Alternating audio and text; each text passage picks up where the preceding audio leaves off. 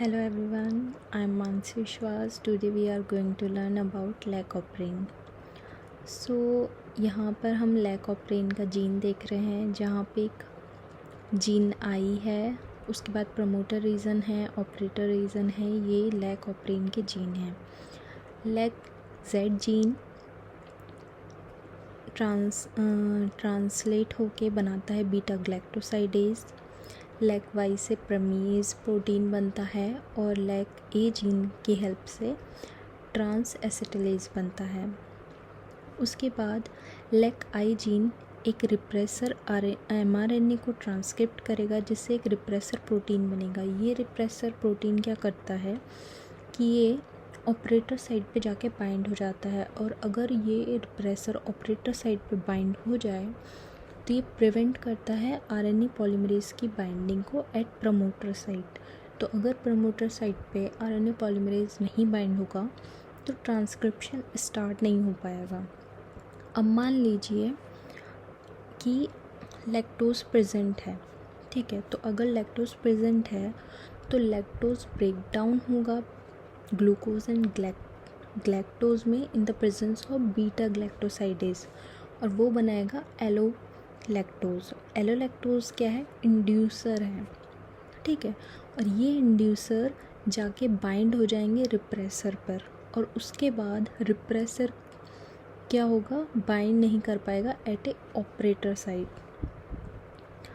जब वो operator site पर बाइंड नहीं कर पाएगा तो आरएनए पॉलीमरेज प्रमोटर रीजन पर बाइंड होके ट्रांसक्रिप्ट करेगा lac Z, lac Y and lac A gene को, जिससे ये प्रोटीन्स बनेंगे, ठीक है. अब हम देख लेते हैं कि ग्लूकोज और लैक्टोज की प्रेजेंट कैसे लैक ऑफ ब्रेन जीन को अफेक्ट करते हैं. तो यहाँ पर लैक आई जीन है, उसके बाद एक कैप बाइंडिंग साइट होती है, ठीक है. उसके बाद प्रमोटर, ऑपरेटर और फिर लैक ऑफ ब्रेन जीन है. अब यहाँ पे हम देखते हैं ये कंडीशन में लो ग्लूकोज है और लैक्टोज अवेलेबल है. तो अगर ग्लूकोज नहीं होता तो क्या होता है? CMP बनता है, ठीक है. साइक्लिक AMP बनेगा. उसके बाद मतलब साइक्लिक एडेनोसिन मोनोफॉस्फेट, ठीक है. उसके बाद ये CMP जाके बाइंड होगा कैप प्रोटीन पर, और कैप प्रोटीन उसके बाद बाइंड हो पाएगा कैप साइट पर. अब कैप प्रोटीन का काम क्या है? ये आरएनए पॉलीमरेज की एक्टिविटी को इन्हेंस करती है, ठीक है, उसे हेल्प करती है. और अगर कैप प्रोटीन नहीं होगा तो आरएनए पॉलीमरेज ट्रांसक्रिप्शन नहीं कर पाएगा. तो इसलिए ग्लूकोज का लो लेवल होना बहुत इम्पॉर्टेंट है, ठीक है.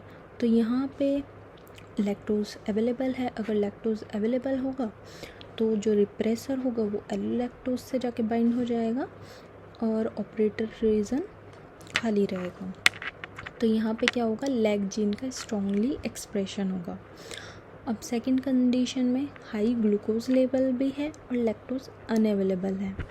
तो ना तो कैप प्रोटीन बाइंड होगा कैप साइट पे, और रिप्रेसर प्रोटीन भी बाइंड रहेगा ऑपरेटर रीजन पर.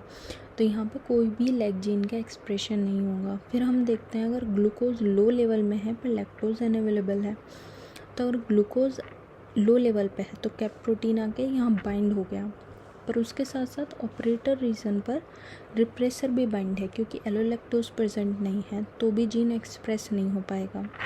फिर नेक्स्ट कंडीशन हम देखते हैं कि हाई ग्लूकोज लेवल है पर लैक्टोज अवेलेबल है, ठीक है. अब यहाँ पे क्या हो गया? कैप साइट पे कैप प्रोटीन बाइंड नहीं हुआ है क्योंकि हाई ग्लूकोज है, क्योंकि CMP नहीं है. CMP होगा तभी कैप प्रोटीन बाइंड हो पाएगा, आरएनए पॉलीमरेज की एक्टिविटी को इनहेंस कर पाएगा.